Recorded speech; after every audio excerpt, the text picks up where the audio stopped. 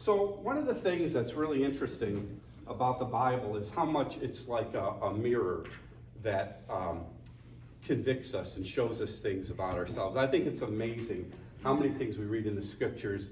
The New Testament was written 2,000 years ago. Jesus taught 2,000 years ago, but so many things that he says resonates and is so applicable today, just like it was 2,000 years ago. So I'm thinking about in Matthew when Jesus talks about how people look at the speck in someone's eye.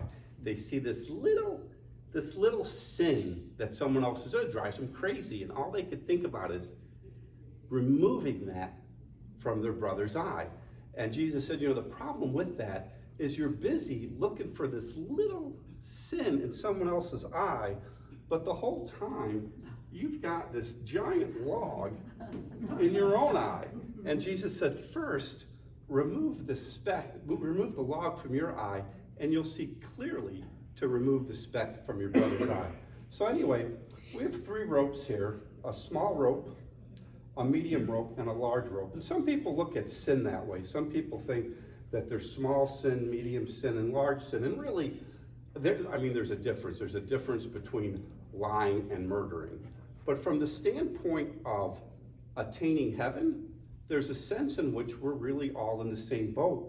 Whether we sin a little, whether we sin an average amount or a large amount, there's a sense in which our sin can look in some shape or form the same, but we know it's not the same.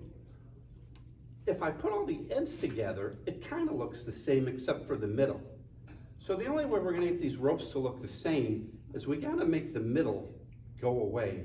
And if we use a little bit of magic, everyone, we can actually turn this into 1 rope, 2 ropes, 3 ropes, all exactly the same length.